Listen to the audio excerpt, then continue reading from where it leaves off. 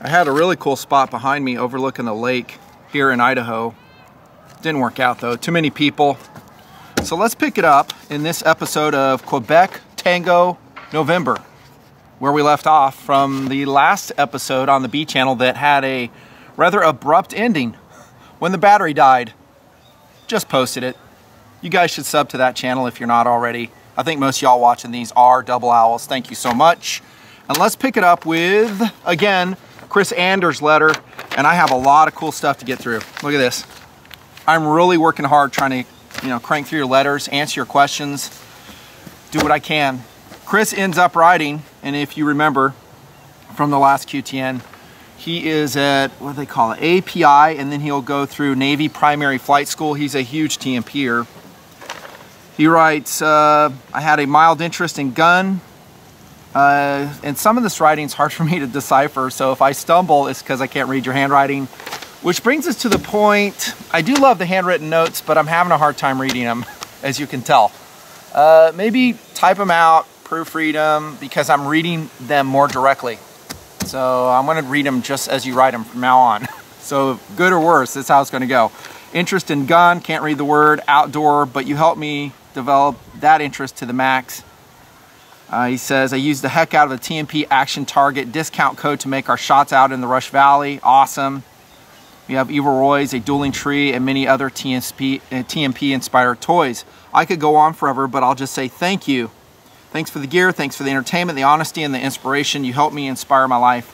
And realize you don't go anywhere sitting around and waiting for life to fall into your lap. So true, and it sounds like he's got the message because he's making things happen for himself. Anyways, he ends, looking forward to the challenge of API and primary flight school. I know it's going to be a lot of work. Yes, it is. It is, more than you realize. But like I said, and live to inspire yourself or impress yourself, great things are accomplished when you are willing to do the things that other people are not. It's too hard, it's too difficult, and out come the excuses. Flight training is a perfect example. As I went through U.S. Air Force flight training, graduated, got my wings, went on through a 21-year career in the military, then I went on to other things and other chapters in my life, TNP being one of them. I would often come across people who had aspirations to fly, to be a pilot, and they, for whatever reason, just kind of dropped by the wayside.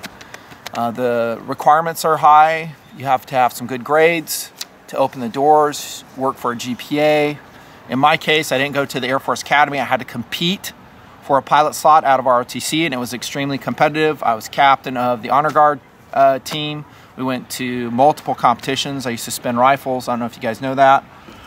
Do all that, and that was a blast. That was a very cool and fun chapter of my life, and it served the dual purpose of getting me my pilot slot, because all those things that you can have done, marked off on your resume when you go up to meet what's called a board in ROTC to get a pilot slot. Maybe there's 100 candidates and they're giving out 12 to 17 slots. They look at those things. This guy's motivated. He's done this. He's done that. His GPA is 3.9 or whatever it was. And that's the kind of work that a lot of people just aren't willing to do. They want it to be handed to them. Give me my career, please. I'm awesome. Doesn't work that way. People like that will wallow in obscurity and mediocrity the rest of their lives. You know them. And I would hope for my audience, like Chris is cracking the code on, is that you put in the work. You put in the time. And you just bleed through it. You just bleed through it. Expect, and I call it blood, and I mean that in the sense that it's just difficult. When I went through pilot training, Tactical Doodle was a little tiny baby. He was less than a year old, so I was a new dad.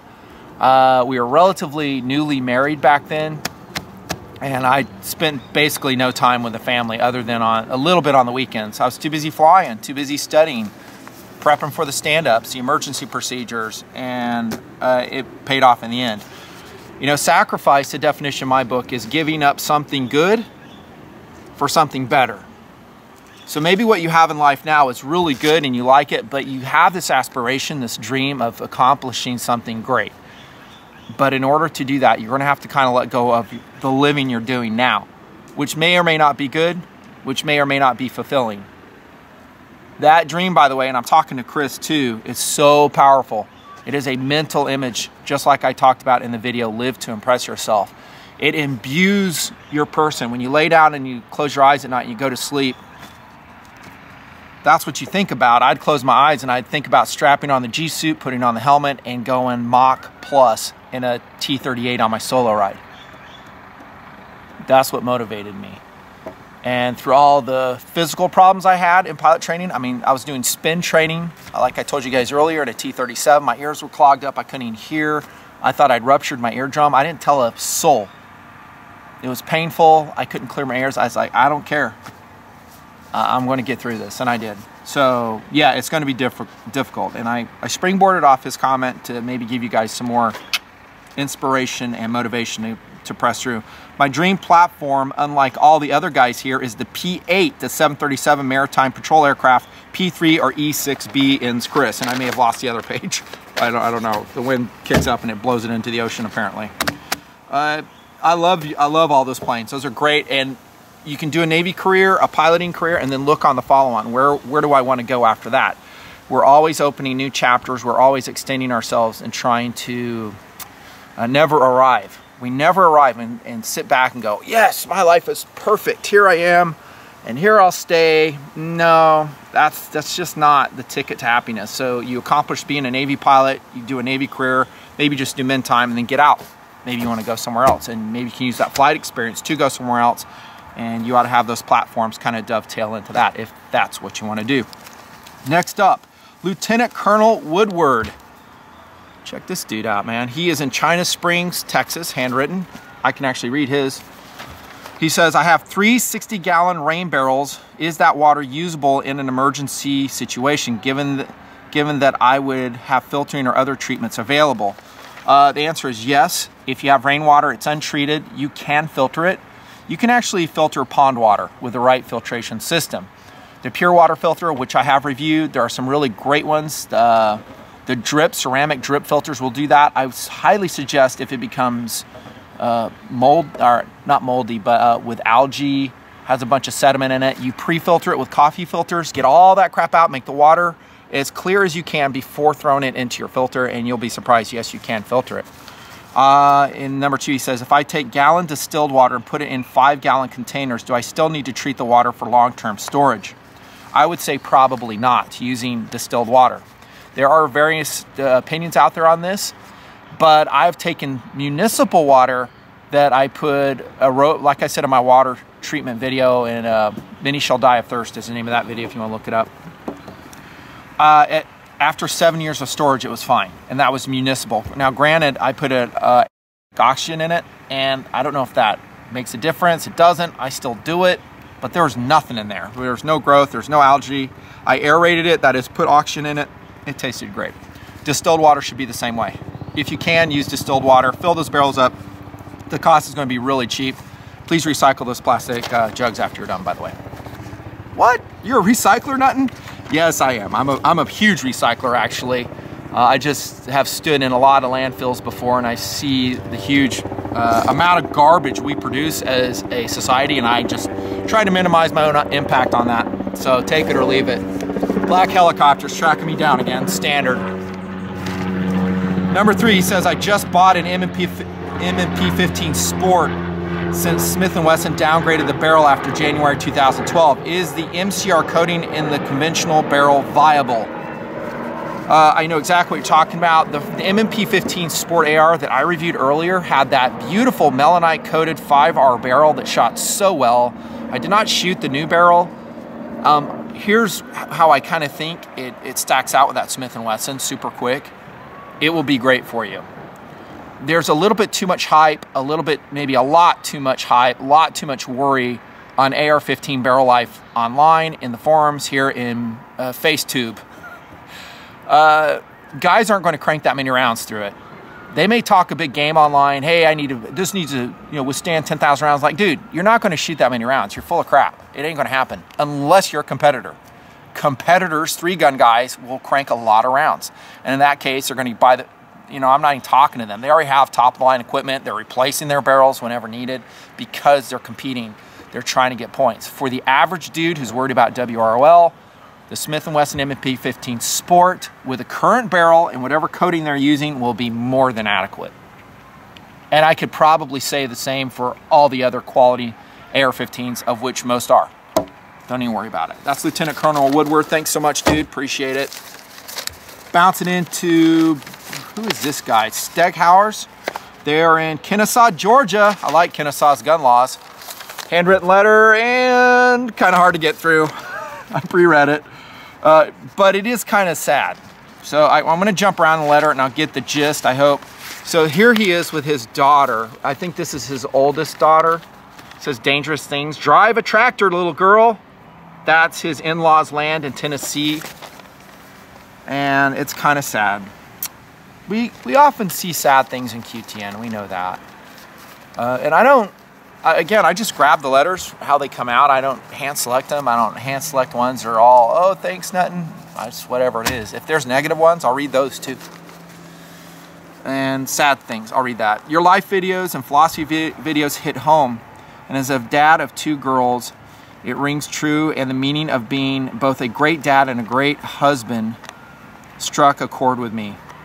Especially when our youngest was diagnosed with a seizure disorder 3 years ago at 1 year old. She's now 4 years old. In order to give her a better quality of life, my wife and I had to decide which one of us was going to stay at home. Since she made more money than I did, I decided it would be me. So I quit my job, and I'm a stay-at-home dad, and I take care of my girls.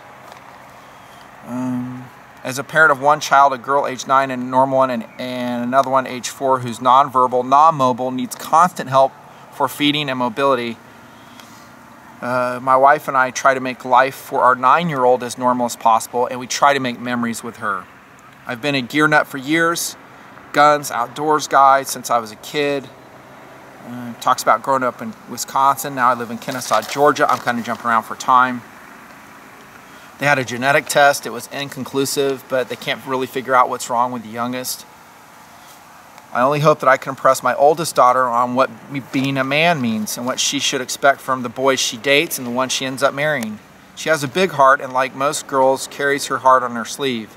It's been tough for her not to have a normal life with the little sister Megan, but she's also had to endure the more than most little girls her age. Sorry for the ramble, but I just want to say thanks for the channel and being honest. Little side note, I've always carried a multi-tooled or a Swiss Army knife, and now that the little one is in a wheelchair, the multi-tool comes out quite often. He talks about some other gear stuff he has. Again, thanks, keep up the good work. I try to stay positive, and your videos help me do that so much. Never give up, no matter what, always making memories. That's Tim and Cindy Steghauer. Jessica and Megan are their little girls. And then he gives a couple pictures of what he has. Gears. Another one of his 2 little girls. And my heart goes out to you, brother. That's a burden you carry in life. And the reason God gave you that burden is because you're able to handle it. You guys have a big enough heart to handle it. I honestly think that too. People who have special needs children, I think, you know, in heaven they just said, hey, this person's special, they can handle it.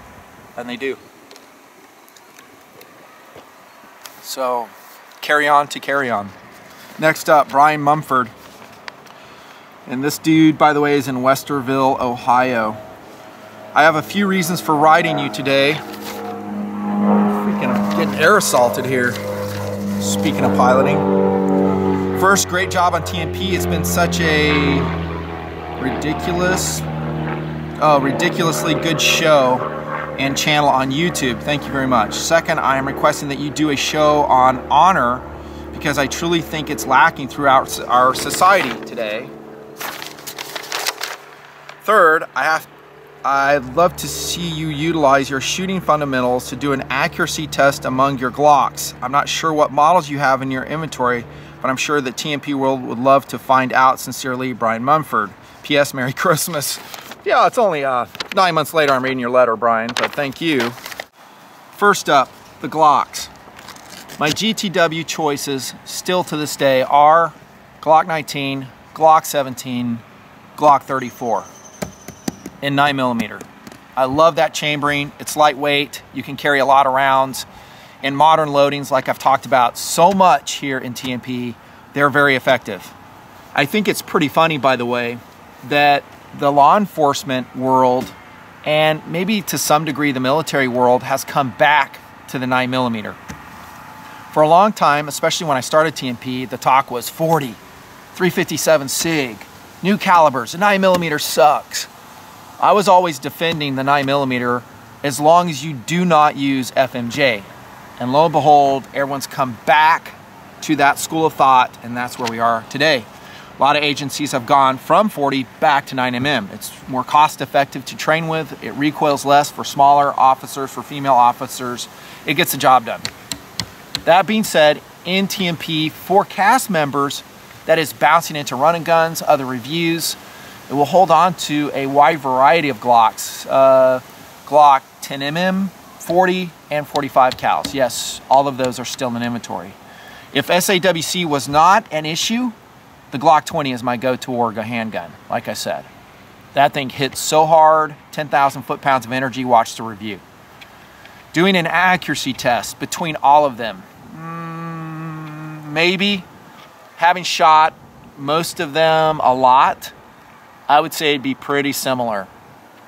And then if you factor in human factors, being myself or a crew member shooting it, it's probably a toss-up. So Glocks are still a standard of reference across the board, which is actually very amazing considering how old the design is. Gaston Glock got it right. It is amazing. I love so many other handguns too. The PPQ, the VP9 comes to mind. The TP9SA, truly amazing guns, XDM, all the ones I've talked about. And then to your question, make a video on honor. I did. It's called it's called A Damn Good Joe. Almost forgot the title. Look it up. If I think about it, I'll annotate it, and I talk about being a good person, a good man, and that role of being honorable in life. I do try to model that to some small degree here. There's a lot of low quality channels here on YouTube. There's a lot of low quality crap on the internet, and there's some really good stuff too. So just like in life, there's really good and there's really bad, and you decide by what you click on. There you go. Next up is Eric in La Canada, California. He gave $60 to IHF. I just wanted to thank you, and by the way, sends cash. Send cash, dude, because that way I don't have to dick around cashing it and stuff. I just put it in my wallet and I see the people, boom, here you go. I gave money to people last night. I didn't film it because it wasn't that much. But the story, okay, you want to know the story? I was in Walmart. Yes, I went to Walmart, deal with it. And it's a Latino family in front of me, and the little girl wanted a coloring book. And her parents, they're speaking in Spanish, says, we don't have money for it. So I just gave them $10. And I just said, in Spanish, I was like, here's the coloring book money if you want to buy it for it. And I gave it to the dad, because the dad's in charge of that family. And they didn't know what to say. They were just like, what? And then as it absorbed, they were very gracious and kind and said thank you. And I just left. Just little things. I mean, just go through life, making people's lives better. I mean, what's 10 bucks? They'll never forget that either. I mean, if it makes them like people better, awesome. And the little girl got a coloring book out of it. Dear Nut, I just wanted to say thank you note for your videos and advocacy for gun owners. In the last year, a large measure from your support and education from your channel and my gun store range, I went from someone who's just shot 22s as a kid to the proud owner of a Glock 19, speak of the devil, Glock 21, Glock 30, SIG 226, and Mark 25 form. This is, I don't want to show his address, but I'm talking about 6716, Colt, AR, Mossberg 590, teaching my kids on the 1022. Ooh, your example is paramount. Enclosed, you'll find a donation for Impressive Humans. Keep the videos up. That is Eric in La Canada. Thank you, sir. Appreciate it. I'm glad to help. This one is from, Greg Lindhar. And we talked about him in the QTN episode at the base of the mountain there a couple months ago. Some cool birds. I'm looking around because these birds keep landing. They're really cool looking. His daughter died of SUDC. And he would like you to go to sudc.org/Lily, Lily. Thank you for posting your video Sunday morning. It made my day/week. A lot has happened since I first wrote you. In December, for Lily's birthday, we collected over 120 toys to be donated to the firehouse that came to our house on that terrible morning. We also created an event for the SUDC Foundation. It is happening August 8th. Sorry, I missed it. I posted this too late. We have found strength in our pain to help the cause. Thanks again. In September, I'll be at the Miller Motorsports Park for the Octane Academy, the 12th through the 13th. I hope they let us in on the full track. Yeah, no doubt. That half track at Miller Motorsports Park sucks. If you guys don't know what we're talking about, it's a track in Utah. It's really cool. Wide open Wednesdays. They'll let you run your car. I've done that twice with Killer. But it's always half track, and they're totally dictating your entrances into the corners with the cones. They do that because guys are going off the track. They're going too fast in the corners, just peeling out, and then they couldn't get the race done. Open up the full track, and I'll go back. Yeah, but Killer's not there anymore, by the way. He's in a different place. Yes, I still have him. He's just in a different place. Let's see. They hope let us in on the full track. If you're ever in Southern California, I'll meet with you. I'll buy you lunch. I sold my last bike 2 years ago, so I won't be able to ride with you. Call me up anyways. Greg Lindlar, sorry about your child again, but it sounds like there is some positivity coming out of that. Next up, Shane Mooney, Grand Rapids, Michigan. Dudes, I wonder if you're still watching this. He wrote this in like 2012, I think.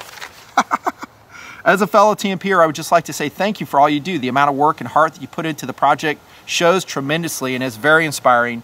Your head is in the right place, and I can't say enough of how much it pleases me that you are so willing to share your knowledge and experience with others. Your adventures and reviews are very informative, helpful, and a joy to watch. Handwritten, and I can actually read this one, and he writes well. No run-on sentences, no passive voice. It's all good. TNP to me is, as you have said in the past, a great place to hang out. I hope that's true. You'll find a lot of like-minded people, grounded people. I don't think you'll find too many extremists in the Nutnfancy project. We are preparedness-minded people, but we are also people who are engaged with society, engaged with our fellow man.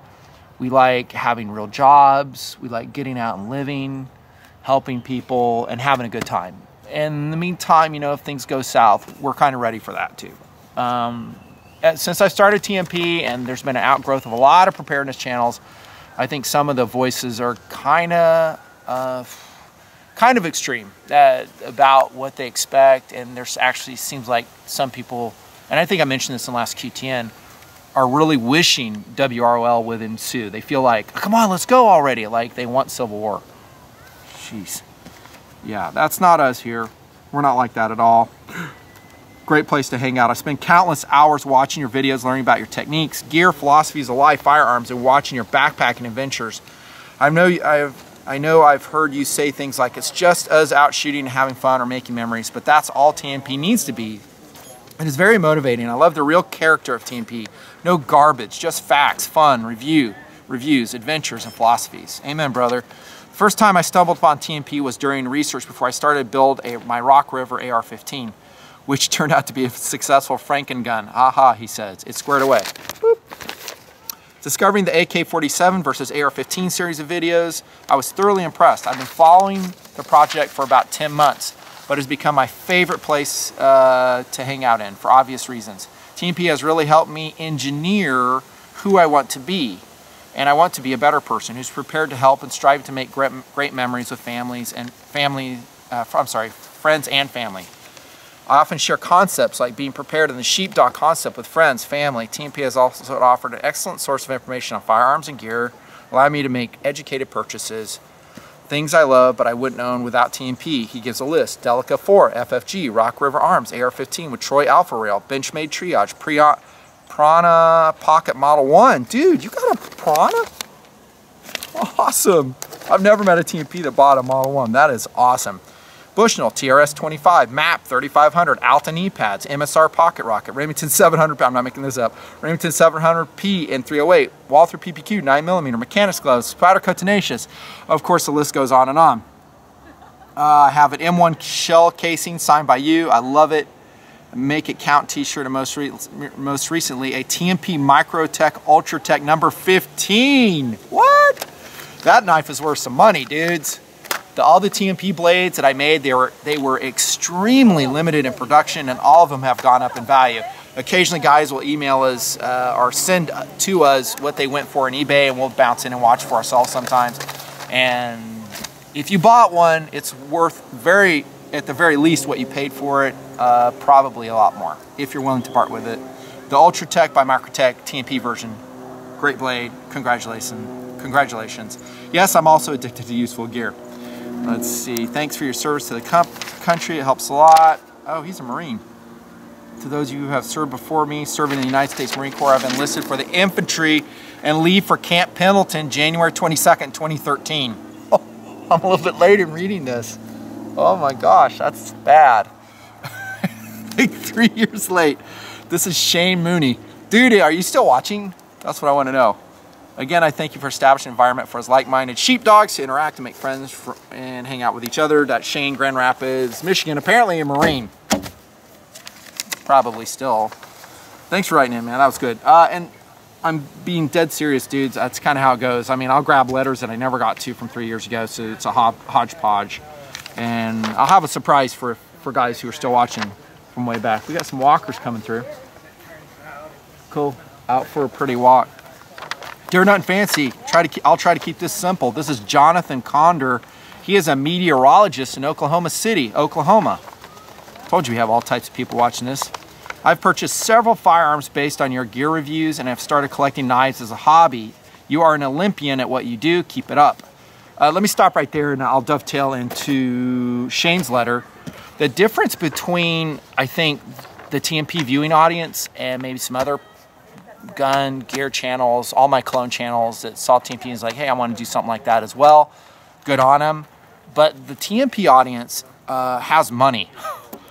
And it just depends. And like I said in the Nailer review, that a lot of guys don't even watch the videos. They'll just click on and say, hey, what's recommended? And they buy it.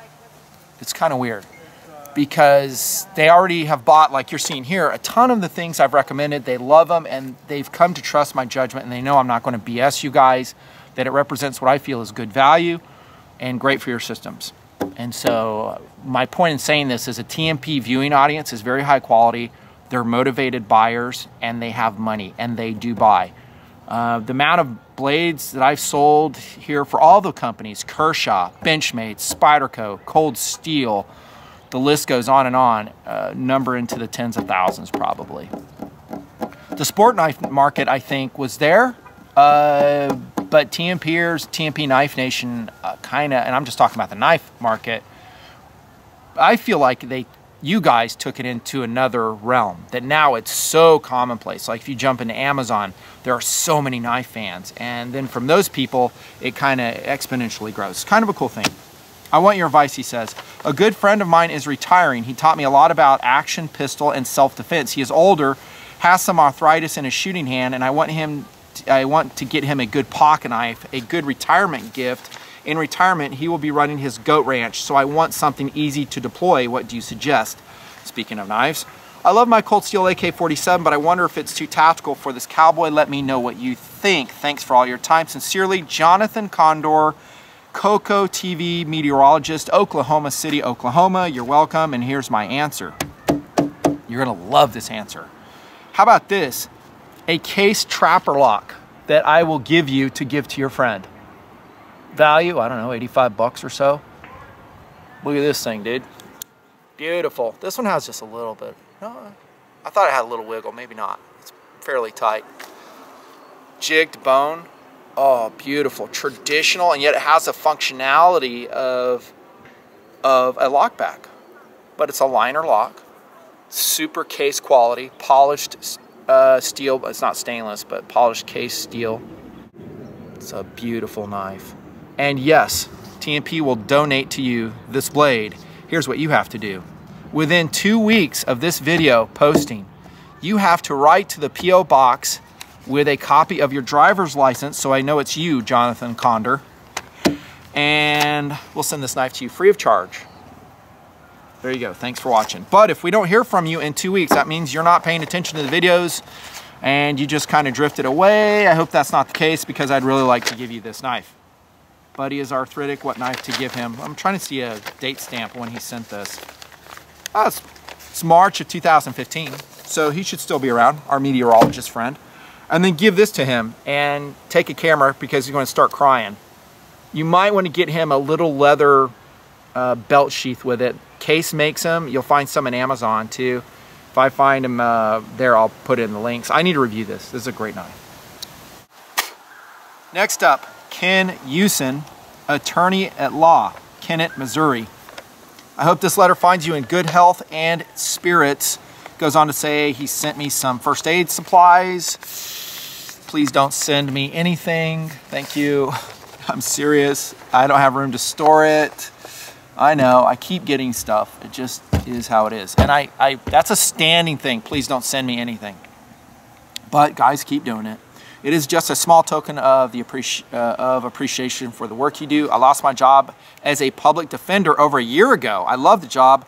However, I hated the pay and the commie bureaucrats whose only goal was more funding and not truly helping the clients. My spirits and motivation were really down. Your videos are motivating. I've got back into a daily routine and started getting my act together, is what writes Ken. It all started with an Amazon gift certificate from my sister. And he's like, I think he's saying he doesn't have a ton of money for knives and guns, but with that gift money, he bought a lot of the things that I reviewed and he became addicted. But for me, it has a second kind of cool. He's talking about some knives. Cool, and he lists a whole bunch of stuff that he bought off my reviews. How are the vids motivating? I want more gear. Microtex, Walther PPKs, M1 Garand, and on and on. I love how you crystallized a line of thinking in me that I've used in your talk of two kinds of cool. So thank you for getting me out of my funk. Sometimes it just takes a random stranger on the internet. Okay. Then he talks about his granddad who served in Guadalcanal, got the Silver Star. He pulled a katana out of his buddy and chucked it into the ocean after he bayoneted the Japanese Royal Marine that killed his buddy. Sounds like that's what you should have wrote your letter on. That's a cool story. Anyways, thanks for the vids. You're welcome. Welcome to the addiction. Hope you get your practice in order wherever you go with your degree. And you know, I just take people at face value when they write in. You know, if you say you're an attorney, I believe you're an attorney. If you say you're a pilot, I'll believe you're a pilot. I do. These are TNPrs. I've learned to trust you guys. Hey Nut, I hope this letter reaches your hands personally. It did. Zach Schrock is this dude's name. Where's he out of? Zach Schrock. I've been following TNP since 2008, and let me tell you something. You suck. What? I'm just kidding. I made that up. No, since 2008, and I've learned more from you than all the other sources of information my entire life in regards to survival, backpacking, gear, life lessons, sex? What? I made that up, too. Systems of all kinds combined. There are no amount of words that I can use to convey my thanks to you and what you've done for me. I wish I could say more. I'd rather you hear from a true TNPr in a traditional format with some care and actual attention. The fact that people are acting how they're acting and treating you like they are these days is sad. I love every video, from tricycles to guns to cars to camping to zooters. By the way, I just went zootering the other day. Yes, I still have it, and it is a great workout. Go watch that review from 2008. Suck it if you don't like the zooters. I say that to all the critics when they say, hey man, you shouldn't be reviewing that. I'll review what I want. You have the option of clicking on it or not clicking on it. It's always been that way. He gets it. Zach gets it. To backpacking, to life lessons, to reviews, and on and on. You are providing us with a look into your life and are open and willing enough to share with this with all of us. Humbles me how selfless you are. I gotta quit reading this. It's embarrassing. Let's see. Regards to future TNP adventures, I hope you would still keep all your videos and playlists available for others to gain as much from you as I have. I go back to these videos weekly for inspiration, data points, gun, gear, camping recommendations, etc. The sheer amount of information you've amassed for us, 100% free of charge. That is correct. You get it. It is free. I've never charged you guys for it. It's simply astounding. No price can be put on this. He goes on and on. Very gracious. Thank you. Hopefully you can understand and still remember true TNPrs out there and how much they mean, you mean to us, and how thankful we are for everything you do. Thanks for being there. You're a father, a second father to tens of thousands of us. Hope to hear back from you in some fashion. Well, you are now, Zach Schrock, and you are most welcome. Most welcome. Anybody who has an internet presence or a public presence of any kind will draw haters, detractors, people who are jealous, possessed in jealousy. They can't get anything going in their own lives. And so unfortunately, they're spending their limited time on this earth hating on other people in an attempt to make themselves feel good. That's just the way it is. And I've had this element in TNP forever. There's whole forum threads, Nutnfancy's this, Nutnfancy's that. I hate this guy's a blowhard, he's a this or that, and on it goes. Any kind of name, any type of accusation you can come up with, it has been leveled against me. And yet, TNP goes on, and it's thrived despite these hateful attacks that keep going on and on. A lot of times what I think when you, and this element, by the way, is very, very small. And the comments underneath the videos are pretty self-policing now. Not entirely, but they are to a large extent because of you guys. You don't put up with a lot of crap. So some guy rolls in there, not necessarily with an objection, because those are always welcome, but with something outlandish, stupid, foolish, hateful, profane, guys just pile on them. And I'm all for that, because it keeps it down, and a guy knows that, hey, if I'm going to come here and act like a jackass, be elitist, show my jealousy, and hate on people, me crew members, I'm going to get owned. That's cool. And unfortunately, that's how they're spending their time. There have been some people over the years that I've known personally, well, not personally, but online, that were haters, and they've kind of repented, and they go, I don't know what I was doing. I was in a bad way in my life, and now I don't do that. There have been people that we've blocked that have asked to be unblocked, and we did. But we still hit the block key. You know, Doodle's running that. Doodle and Last Suspect. I mean, if they see a dude and he's like, this guy's out of line, blocked, no apologies. I mean, it's a private club here in TNP. It's not public access. It's not.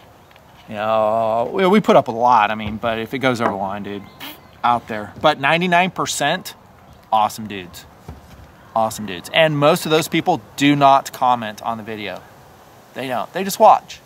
The bottom line, it isn't the likes, dislikes on the video. The bottom line is the number of people watching it. Percentage of the subs. I've talked about that. Next up, Kyle Broderick in Jenks, Oklahoma.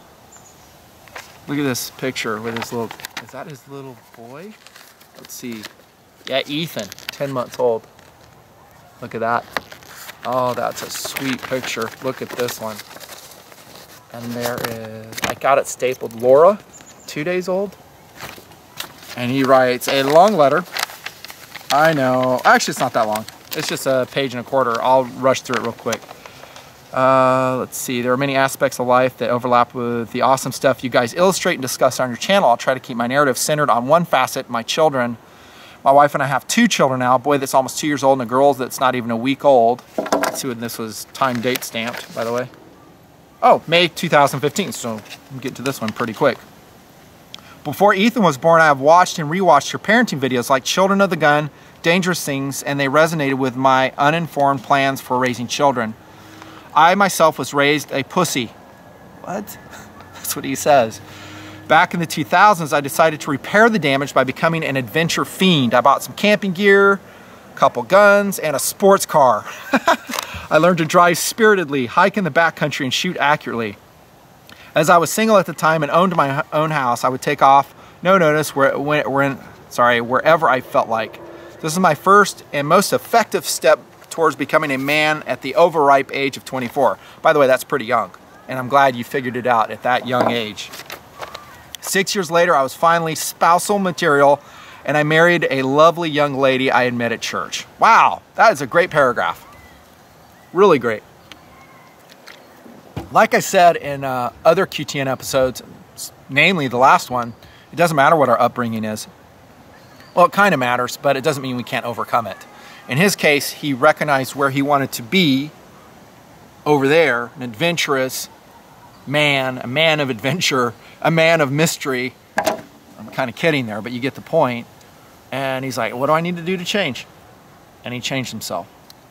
And then once he felt like he was squared away, he went out and made a family. That totally impresses me. That's awesome. Together we raised little Ethan to be a bold, adventurous boy. When he was tiny, I would take him out nearly every day to absorb some sun, see the local animals, and experience things like wind, rain, leaves, even snow. And that's why we are where we are. Not in front of some stupid green screen. We are out in the out of doors in QTN whenever I can, because it is our foundation in the project. Living real life, just like he's talking here, Kyle. I built a roll cage from conduit, slapped it onto his jogging stroller so we could go rollerblading in the nearby trails. Dude, you're funny. Now he's nearly 2 and he's more adventurous in many more ways than I was as a teenager. He always wants to be outside. This morning, in fact, we spent 2 hours splashing in puddles, drainage dishes, following some big storms. He got to see crawdads, rocks, mud flowing, water, and we both got soaking wet and a little muddy. These experiences do wonder for his capabilities and his self-esteem. You're right, they do. Every time he conquers something difficult, he throws up his hands, sticks his chest out, and goes on to conquer something else. He climbs well. He handles uneven surfaces with ease. He already demonstrates some decent orienteering and navigational skills. He can swim a little. He rides a sled all by himself. It sounds like he's a Navy SEAL already. Little Ethan, little freaking Navy SEAL is what you're raising there. I'm gonna stop right there and interject this. And I don't want to get too serious on you, but it really ties into good parenting, which I'm a proponent of, obviously. They did a study years ago, and if I remember correctly, it was on people who committed mass murders, yes, people who were extraordinarily cruel to animals. And they had a lot in common. And one of the things that these people lacked was an empathy with nature, with a background of growing up free playing in nature.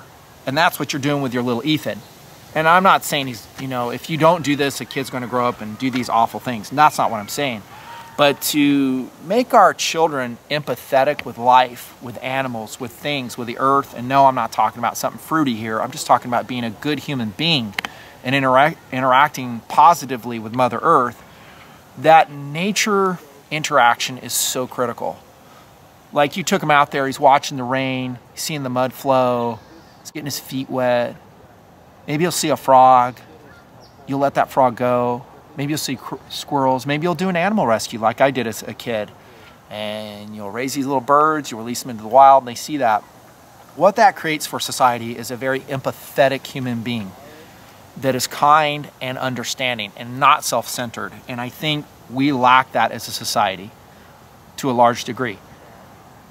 That we should take our little children out and walk with them in natural surroundings, get them out, get them off the video games and get them into the real world. And part of that is experiencing hardship. Maybe they're cold, maybe they're hot, maybe they're hiking up a hill.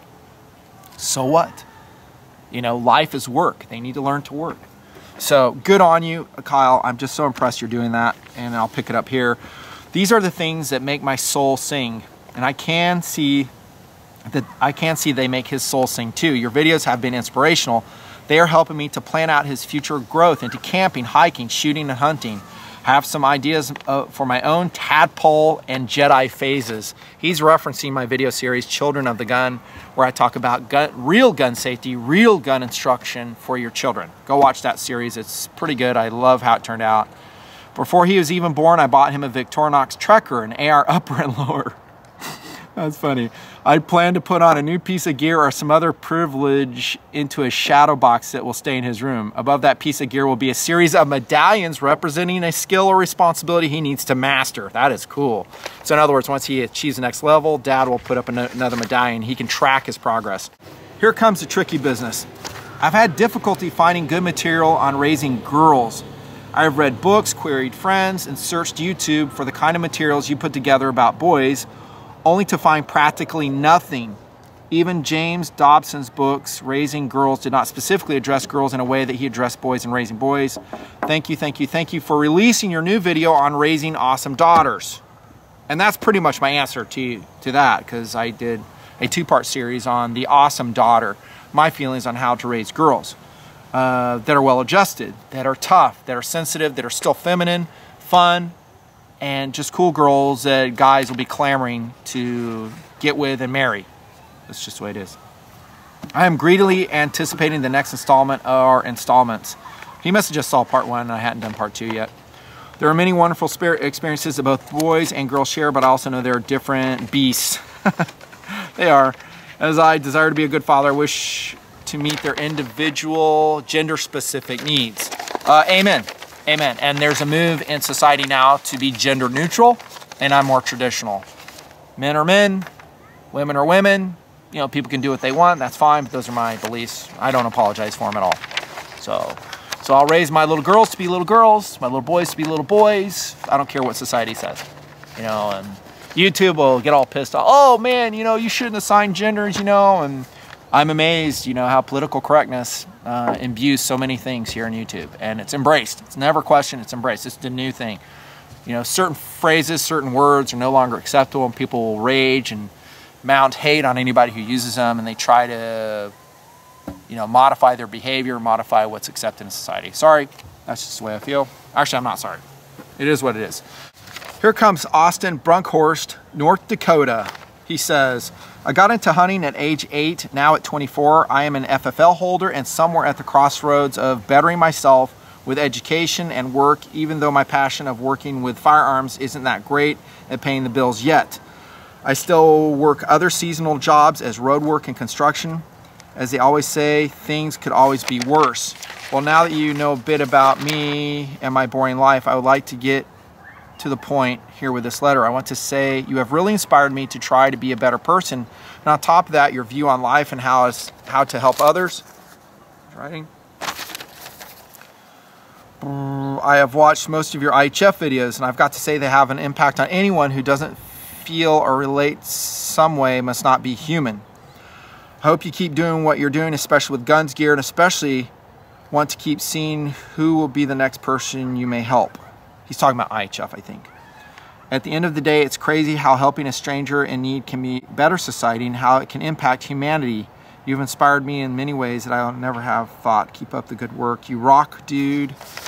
And that is Austin in North Dakota. Thank you very much. IHF press is on. If you guys want to send money, that's fine. If you don't, I don't care. But as long as I have money in the funds, I give it away.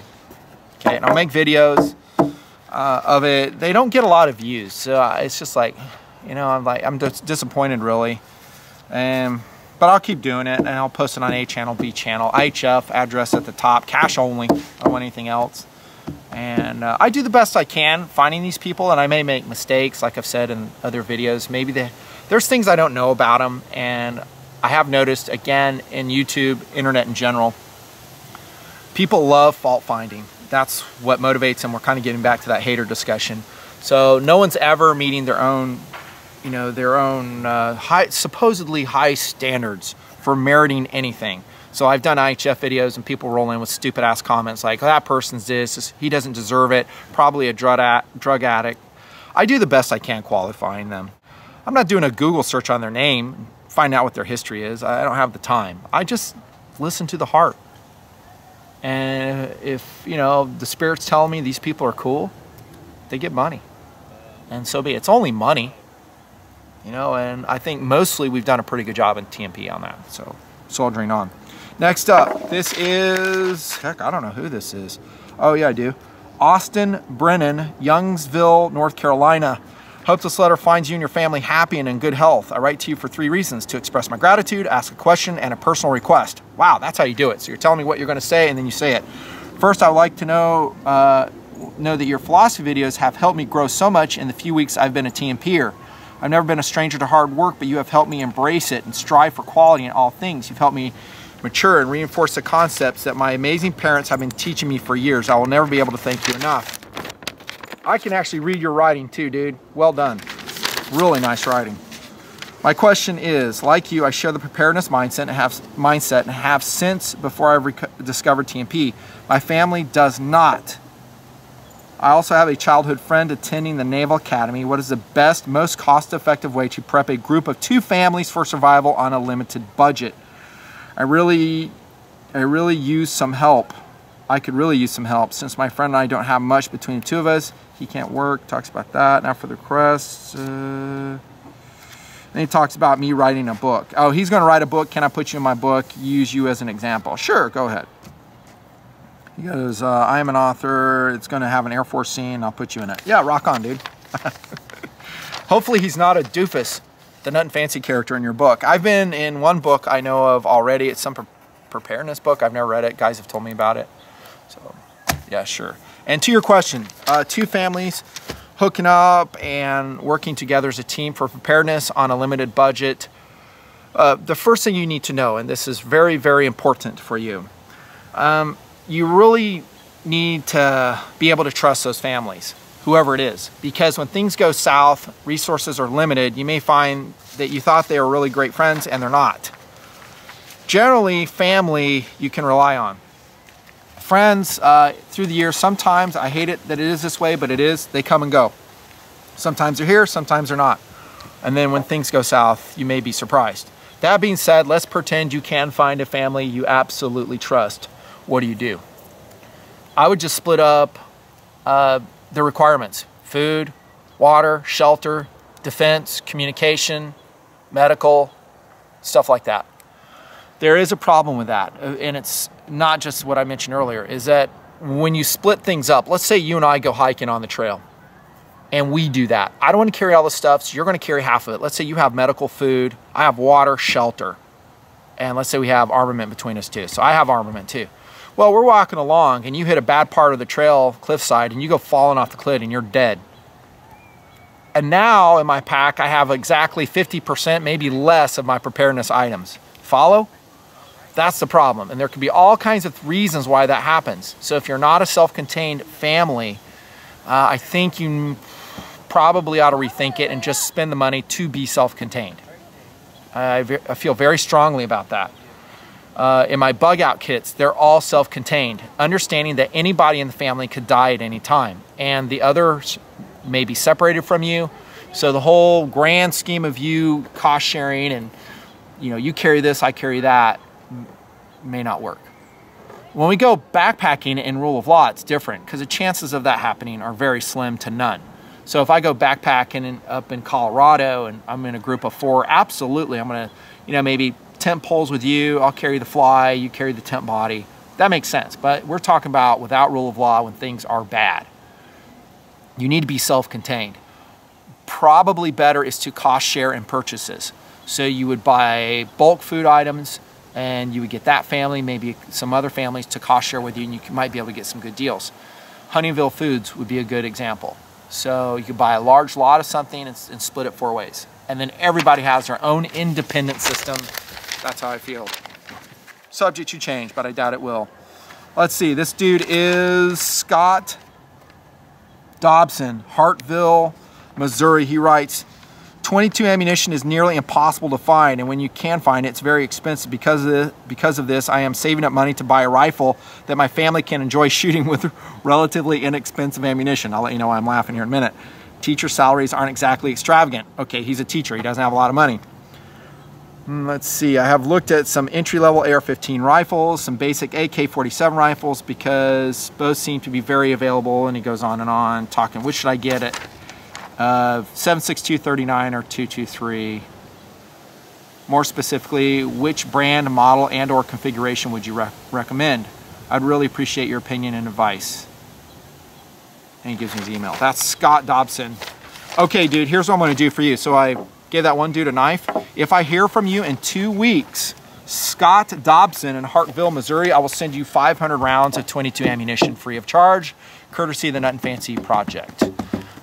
Yeah, I will do that. You have to send me a copy of your driver's license so I know it's you, and then we'll ship that to you. Yeah, it's only 500 rounds, but it's something. As far as inexpensive shooting rifle, it's a 22. Now, granted, you may not be able to find the ammunition, but keep looking. It is available in certain places. But if I'm shooting just on the basis of cost, I'd much rather shoot a 22 long rifle than any of the other calibers that you've mentioned. They're going to be exponentially more expensive. Yes, even with the problems of finding 22 ammo. That's how I feel. The funnest gun, oh, I shouldn't say the funnest, but 7.62 39s are so fun to shoot. AK rifles. They're just fun. They hit hard. They're 30 caliber. I really dig them. I've reviewed several recently. The NPAP, Zastava, CNC milled, AK, the Century Arms C39. I have a couple on the way. The arsenals remain great guns. There's so many AKs, it's almost hard to go wrong. Same with ARs. I may do, I don't know, some other stuff in the future, but a good AR-15 to buy would be that Smith & Wesson M&P 15 Sport. Any Rock River's good. Daniel's Defense are good, but I think they're overpriced. And the list goes on and on. you can't really buy a bad AR-15. You want to get the configuration and weight that makes sense. Let's see if I have time to read this. Where am I at? Oh, jeez. Time goes by so quick. Scott Hangford was in Eugene, Oregon, and he came upon a motorcycle wreck, and it's a long letter, so I'm just gonna have to summarize. I'll jump through it. Full-size street bike, go end over end above the hood of an SUV, and that was a rider. He came down 7 to 8 foot high to land flat on his back. He hit his head hard on the pavement. At that point, I pulled the e-brake on my car. He ran over. The rider wasn't moving. He hit the ground hard. I could see he was unconscious. I could hear and see him breathing through his helmet, but I did not move him. That is very smart. Don't move him, because he could have back injuries, spinal injuries, and you can make him worse. You could paralyze him for life. Don't move him. On my helmet, by the way, I have if you ever see that orange tag, it's a medical tag. People peel it up. Has all my emergency contact information. It has specifically do not move me. Let EMT move me, and then they can let Mrs. Nutnfancy and the rest of my family know that there's a wreck that happened. Hopefully that'll never happen. And also they have tags nowadays that you can put on a helmet, and it's a service you pay for, and then when you get in a wreck, it actually sends out a signal. It's meant for bicyclists. You can use it on motorcyclists as well. I did not move him, but I checked him over as best I could. And oh, by the way, I have no EMT training whatsoever. Traffic in all lanes had stopped, but I was tending to him alone. I very assertively told him to call 911. I grabbed his hand, told him that help was on the way and to stay completely still. I've never been surrounded by so many people and felt so alone in my life. Getting back to my video, A Story of First Aid. Oftentimes you will be alone, that nobody will step in at all to help these people. It's you. I literally had 75 or more people around me, and no one would help me. They stayed in their cars. Jeez. At one point he was moaning and groaning, yelling for pain. So he held him, the fire truck came, and I don't know if I'm just skimming through this because it's a 2-page letter.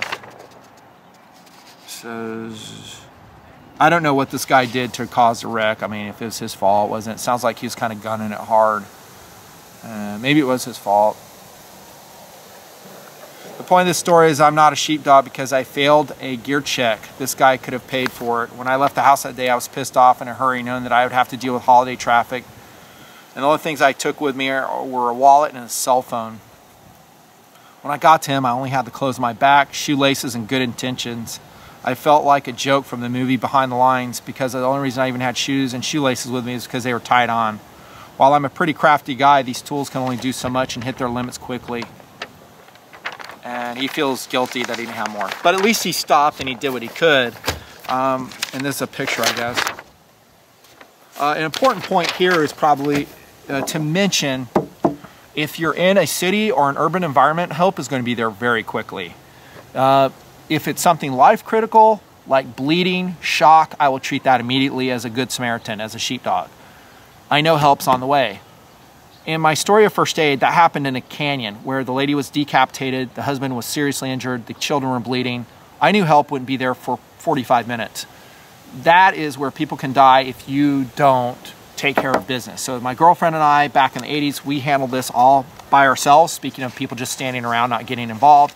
And even back then I had a level 2 first aid kit. I deployed it, I stopped the bleeding, I wrapped this kid's crushed skull with a rock, and the blood pulsing, I soaked a pillow. That's all on the video. And I just did what had to be done. I hate blood, I hate the sight of it, but I can deal with it. And I will, to help another fellow human being. I hope someone would do that for me. They sure did it with Last Suspect when he downed his motorcycle. We had all types of good Samaritans, and EMT nurse and physician stopped, and I just got out of the way. So if someone arrives with better preparation, more expertise than you in all situations, get out of the way. This guy talks about building an AR. I lost the other part of it. Let's see. I'll go over this real quick and I'm going to wrap it up. He's like, I'm getting your opinion on an AR build I'm working on. I understand you're very busy. Yep, I am. It's my first AR build. I appreciate if you give me your opinions. Okay, this is what he's going with. He's going with a ATI Omni Hybrid stripped lower receiver. I would say no, because that looks like a billet receiver, which are heavier. Yeah, I just like the forged military receivers. They're lighter. Make it light. I don't need a flared magazine well. I don't need all that stuff, and it's more expensive anyhow. Then he's going with CMMG AR-15 lower parts kit. Yep, I like that. And he's got a Chip McCormick flat trigger. Love that choice. Anderson manufactured mil spec buffer kit. I wouldn't even worry about the brand. Just make sure the aluminum's good. That's fine. You can go commercial too. You don't need a mil spec. It's just a difference in diameter is all. Magpul MOE grip. Yep. And he's got that as his buttstock. Anderson upper. There's nothing here that I don't like. It's all good. Spikes tactical bolt carrier. Yep. What I like, he totals it up at the end too. Daniel Defense M4 profile 1 in 7 twist. I generally don't like that barrel profile. That's what DD uses all the time. They have that taper down M4. I don't like it. I'd rather have a fluted mid profile all the way down. DDM just keeps going with that. A lot of great rails. I still love the Troy Alpha rail. He's going with that. There's some Keymon rails that are sick that I'll be showing you in the future. Then he's got just generic parts. Most of them are good. Just make sure it's a brand name. So he's using a Delton barrel nut, another great AR-15 brand. Precision Armament, muzzle brake, True Glow sight, Magpul, BUIS, Sleepers, UTG, AccuShot. That's the only thing I don't like. I don't like that scope you chose. I think it looks shitty. There, I said it. Get a Weaver, dude. Get a freaking, the Leopold ones, those price point ones. The Weaver price point ones. I guess I need to update some of those. UTG I've had bad experience with. His total is $1,214, and that's about what you're going to spend on a basic AR-15 build you do yourself. I think you put that together and be super happy with it. My favorite AR-15 build is SPR. You know that, and maybe I'll do a TNP SPR for y'all sometime. What brand A2's buttstock did you use on your LaRue 20-inch build? I don't even know the brand. It just came with a rifle, and I repurposed it. I don't even know. It's good enough though, and you don't always have to go buy the trickiest, best, you know, buttstock out there, or components for that matter. And then I'm gonna wrap it up. See, this isn't so much a question, but it's more of a thank you. I just wanted to sincerely thank you for what you do, your advice, not only with knife reviews and gun reviews, but backpacking gear and all the other gear that you normally wouldn't think of. I went on a backpacking trip a few years ago, and I was trying to find myself again. I like showing it to you so you guys know the dude. You see, I spent a long time lost, angry, and confused after returning back from Iraq. I didn't know anything about PTSD or how much it really affected me. I wasn't living. I was just alive. Only I didn't want to live. Thankfully, I found help and decided to get out and do a backpacking trip. I knew nothing about civilian backpacking. After looking around, I stumbled on your channel, and I'm proud to say I've been a TNPr since 2011. Thank you. I'm pretty sure I spent an entire weekend watching every single backpacking video, which helped me a lot. Your advice, insight, philosophy are invaluable. Anyway, I wanted to thank you. You have played a part in me turning my life around for the better. I have a better job, a fiance. I'll be marrying this upcoming September. Everything is falling into place after years of believing it wouldn't. Please never stop doing your videos. Knife reviews are awesome, and can't wait to see more adventures. Oh, and do some more backpacking cooking vids. I will. I know you didn't get the views you'd like. Nope, a lot of people are interested in them. But I'm sure you enjoyed them. Yes, I did. Again, thank you for what you do. If you didn't, I probably wouldn't have gone on that trip, and who knows where I'd be. So thank you for your service. Randall J. Thorne, Sergeant USMC. I just bought another blade, RTAC 2 at Amazon, $79. Thank you. Thank you, Randall. I appreciate you writing in. Awesome letter. And I wish you all the best in dealing with and compartmentalizing your PTSD. It will probably always be with you to some degree or another. It's just the way it is. From guys I know that I talk with, the best you can do is doing what you're doing. Stay busy, stay engaged, stay positive, and fill your mind with that good stuff. And for you, backpacking is getting you out of that dark place that you find yourself in. For others, it may be motorcycling. For others, it may be painting. For others, it may be volunteering at a homeless shelter or working at an animal rescue. But whatever it is, you'll find it and it will make you happy, and you'll find it easier to compartmentalize that PTSD. So it's still there. You're not leaving it behind. It's right here, but real life is in front of you instead of PTSD being right here every day when you wake up in your face. You need to stay busy, occupied, and find that passion, whatever it is, and move the negativity aside. I wish you all the best. This has been an episode of QTN brought to you from the great state of Idaho. TNP continues, adventures continue. Oh, do I have some cool stuff planned? Oh, cool stuff planned. I'm excited about it. Keep watching, stay subbed. See ya.